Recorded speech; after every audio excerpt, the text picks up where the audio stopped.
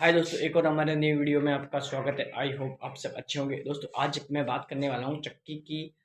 फत्तर दाब अपन लूज करते हैं। लूज करने के बाद दोस्तों फत्तर बैक नहीं आता है।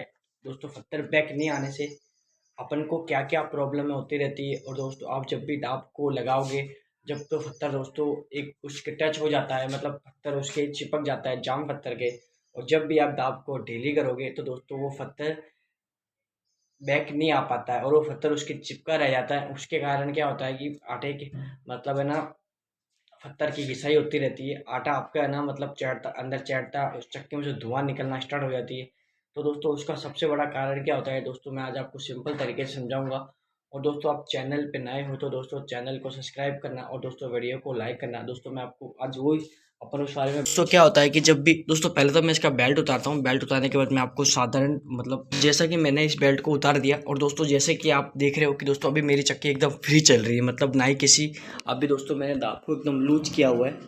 दोस्तों लूज करने से क्या है कि मतलब आराम से एकदम फ्री चल रही है दोस्तों। मतलब इसमें इतनी कोई पत्थर टच की आवाज़ नहीं आ रही है। और ना ही दोस्तों मतलब है ना इसके अंदर मतलब अपन को ज़्यादा ताकत लगानी पड़ रही है घुमाने के अंदर। मतलब सिंपल तरीके से बहुत इजीली घूम रही है। तो दोस्तों क्या होता है कि जब भी ये जो फ्री पत्थर होता है और फ्री पत्थर और जाम पत्थर दोस्तों आपस में कब चिपकते हैं और दोस्तों कब चिपके रह जाते हैं, है ना, उस टॉपिक पे दोस्तों मैं आपको बताऊंगा। कि सबसे पहले दोस्तों क्या होता है कि दोस्तों ये वाला बैरिंग दोस्तों, और दोस्तों ये वाला बैरिंग, ठीक है दोस्तों, ये अपने तीनों बैरिंग है।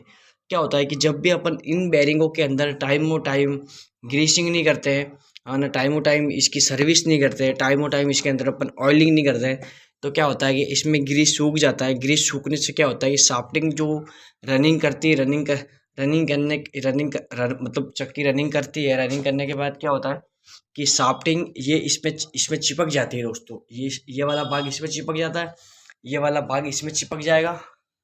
और दोस्तों ये वाला भाग इसमें चिपक जाएगा। मतलब ये बैरिंग के अंदर ग्रीस सूख जाता है। ग्रीस सूखने से ये इसको पकड़ लेता है। पकड़ने के बाद में क्या होता है कि जब भी आप दाब को लगाओगे तो दोस्तों दाब तो लगेगी।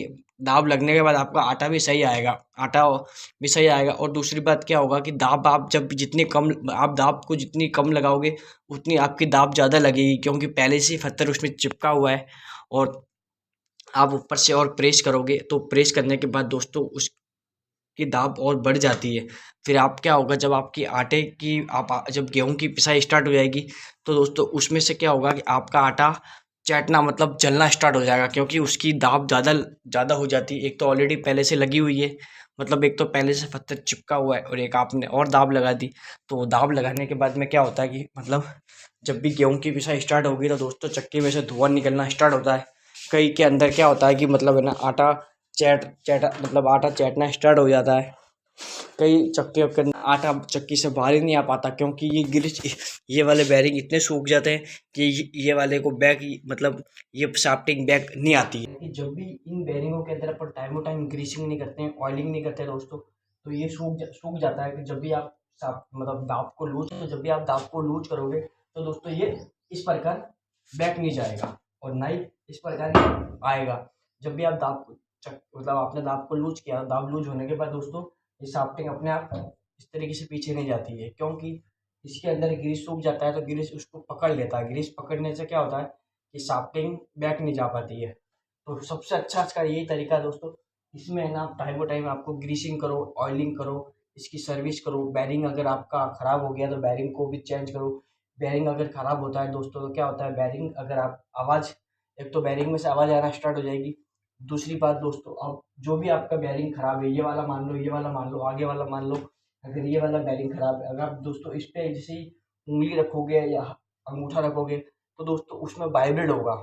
मतलब अगर जो बैरिंग खराब है तो दोस्तों वो अंदर जाम हो गया, जाम होने से दोस्तों वो वाइब्रेट करेगा। जब भी चक्की चालू होगी, आप जो भी बैरिंग आउट है, मतलब जो भी बैरिंग आपका जाम हो गया, आप जिस पे भी हाथ रखोगे तो दोस्तों वो बैरिंग वाइब्रेट करेगा।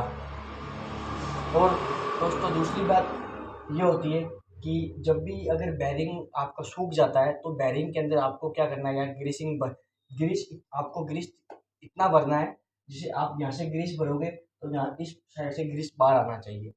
उससे क्या होता है कि ग्रीस को प्रॉपर रूप से ग्रीसिंग हो जाती है, मतलब पूरा बैरिंग जो होता है वो पूरा ग्रीसिंग के अंदर कन्वर्ट हो। शाफ्टिंग अगर आपकी आगे पीछे नहीं हो रही चक्की चालू होने के बाद में, तो दोस्तों उससे अपन को क्या क्या नुकसान होता है। कई बार दोस्तों मेरे साथ में भी हो जाता है, क्योंकि चक्की अगर ज़्यादा चलती है, मतलब आपके पास से पिसाई ज़्यादा आती है, कस्टमर ज़्यादा आते हैं, मतलब ज़्यादा चलती है, तो कई बार क्या होता है कि अपन टाइम टाइम उसमें ग्रीसिंग नहीं कर पाते, टाइम टाइम उसके अंदर अपन ऑयलिंग नहीं कर पाते हैं। और कई माना और अधिकतर क्या होता है कि ग्रीस जितनी चक्की रनिंग करती है उतना ग्रीस अंदर सूखता रहता है, जलता रहता है, चढ़ता रहता है, किसी भी प्रकार से वो बैरिंग मतलब एकदम सूखा हो जाता है। सूखा होने के बाद में क्या होगा कि ये समस्या आपकी आना स्टार्ट हो जाएगी। और दोस्तों क्या होता है कि जब भी अगर पेडिसल भी अगर आपका आउट है तो भी समस्या आती है, पर अधिकतर तो पेडिसल तो आउट इतना किसी का होता नहीं है, क्योंकि अधिकतर ये बैरिंगों की समस्या आती है।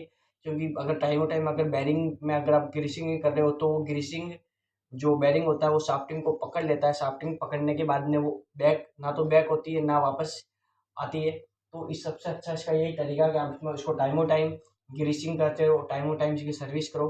और दोस्तों ना उसके बाद में जो मैंने ये पुली लगा रखी है दोस्तों, ये पुली से मतलब मुझे इतना फ़ायदा होता है कि इसके अंदर कभी मेरे बेल्ट स्लिप नहीं मारते। मेरे पास में जो बेल्ट है ना, ये सी ग्रुप के दोस्तों, मतलब है ना ये गुट्टी वाले बेल्ट है। और दोस्तों ये दोनों जो आप देख रहे हो ना, दोनों आप नाली देख रहे हो दोस्तों, ये वाले बेल्ट है ना, ये आप देख रहे हो, ये बेल्ट, ये दोस्तों क्या होता है कि ये इसमें एकदम आके पकड़ लेते हैं इसको इस तरीके से। देखो जैसे ये है ना, ये देखो दोस्तों, इसमें बिल्कुल भी मार्जिन नहीं है, मतलब एकदम इसके चिपक गया पुली के। ठीक है, जैसे जैसे ये वाला बेल्ट है। ठीक है, जैसे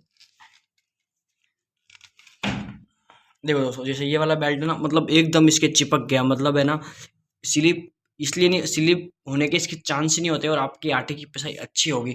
एक वो पट्टे वाले बेल्ट आते हैं, सक्सेस तो वो भी है, पर दोस्तों कई बार क्या होता है कि वो आवाज़ भी, उसमें आवाज़ भी ज़्यादा आती है, कई बार वो उतर भी जाते हैं, काम उनसे भी होता है। पर हमारे यहाँ पे आप जितने भी चक्के आए ना, मतलब जितने भी आप चक्के देखोगे, सबके अंदर ये वाली पुली आपको मिलेगी, ये वाले बेल्ट मिलेंगे, और ये वाली आपको शाफ्टिंग मिलेगी इसके अंदर।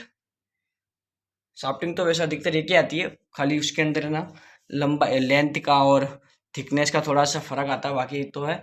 और हमारे यहाँ पे ये वाले बेल्ट बहुत चलते हैं, और इस बेल्ट से चक्की के अंदर है ना मार भी नहीं पड़ती है, ना मोटर पे मार पड़ेगी। और दोस्तों इसकी जो चलने की अच्छा चलता है ना, और ना ही इसके अंदर ज़्यादा आवाज़ आती है, एकदम साइलेंट मोड पे चलता है। देखो दोस्तों, आज मैं इसको वापस आपको एक बार वापस चालू करके दिखाता हूँ कि किस प्रकार ये बेल्ट आ जाती है बेल्ट की। और दोस्तों बेल्ट की आवाज़ तो बिल्कुल नहीं है।